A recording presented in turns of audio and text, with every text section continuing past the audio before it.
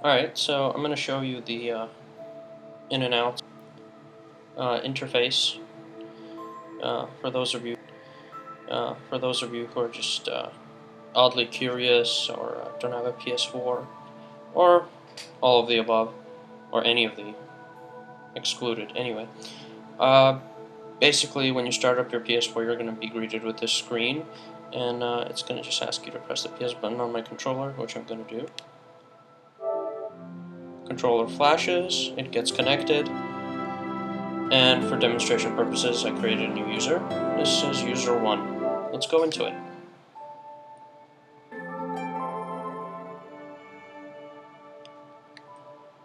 And the very first time you start your PlayStation 4, it's going to actually ask you for these.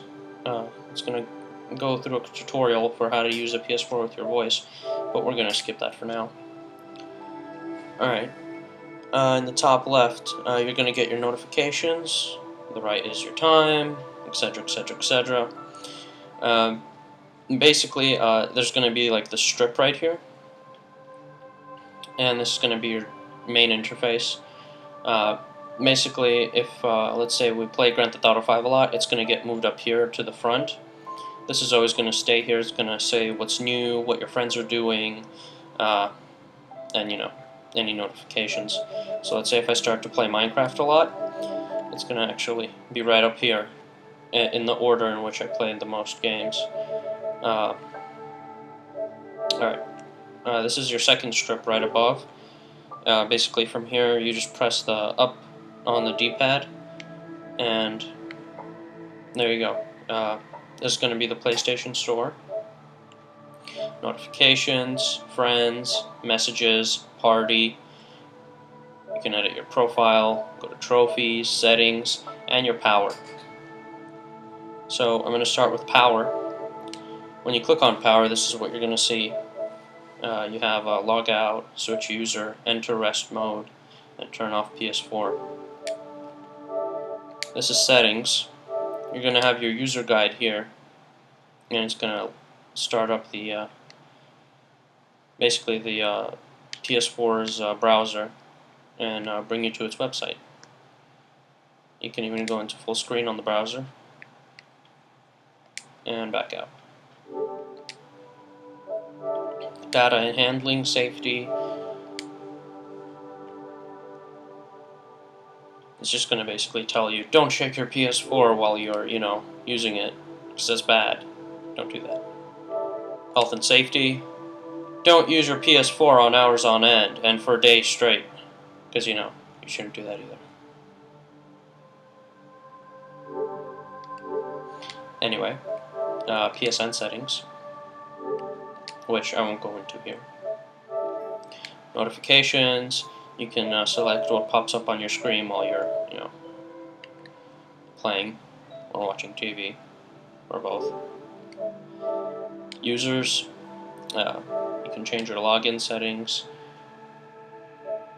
Face recognition, face data management. You can create users.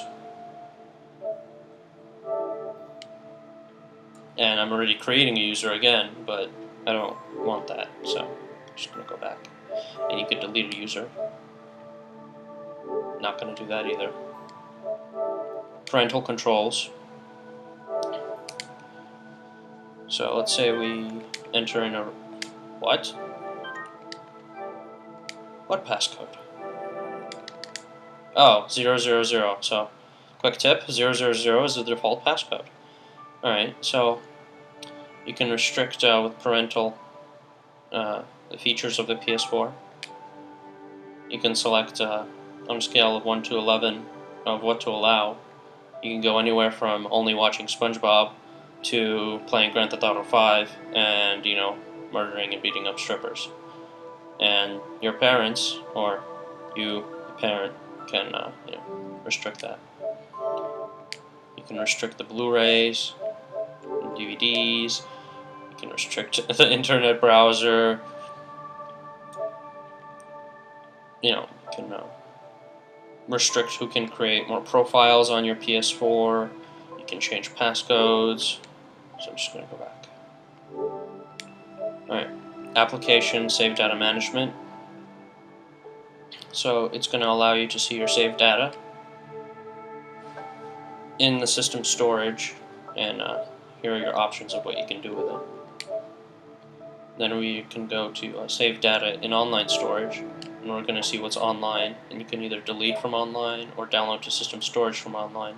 So if your save gets corrupted, you can quickly go back here and download it again, make sure you have the last save that wasn't corrupted. That's just an example. And you can transfer from USB device. So if you have a thumbstick with a friend's game save on it, it probably won't work because you'd have to log in under them. So you're not stealing save games, but either way you can do that. System storage management. This just gives you an overall look down on what's eating up your hard drive. So we can see here I have applications, 70 gigabytes. That's games. Capture gallery, with the share button, exactly what on earth I've been recording and how much it's taking up. Themes for the PlayStation 4, the background that you see right now, and application save data, and then just the free space. You can update system software through here, and as we can see, mine is already the most recent installed. You can configure your network. You could set up the internet connection, test the internet connection, and just view the connection status. This is your sound and screen. You can change your video output settings. Set it so it's always on 1080p.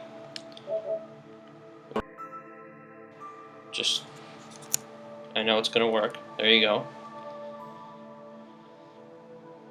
And then I'm not gonna tinker with these settings because if I'm recording all of this anyway, so there's a lot of options.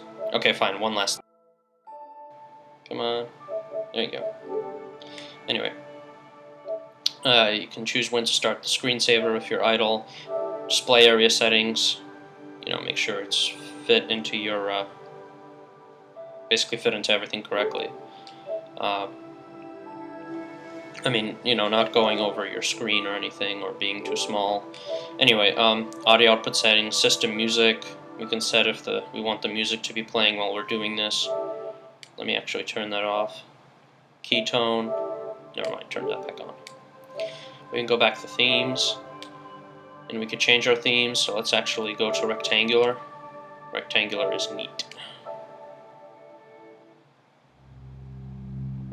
There you go. Even getting some new music playing in the background. PlayStation app connection settings. And I'm not going to go into PSN for this video. Remote play connection settings. Not doing that. Video playback settings. You could choose what's playback video. So if you got Frozen on DVD and your kids are screaming at you that the quality is, subpar for them to enjoy, anyway, you could just manage these settings here. You could edit what devices you're using, and yes, you can use an external keyboard. Yes, you can use a mouse, and a lot of other Bluetooth devices. Most people wouldn't realize this, but you can do this. I've even played with War Thunder, which is a combat simulator in the air. I used my joystick. It worked. It's all fine. And actually, let me, for you, just go into all of this pretty quickly. If you feel like I'm going too fast, just please pause the video, because I do not want this video to end up very, very, very long and very, very, very boring.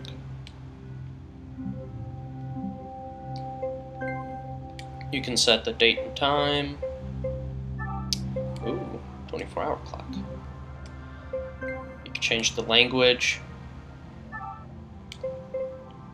Here are all the languages that are currently supported.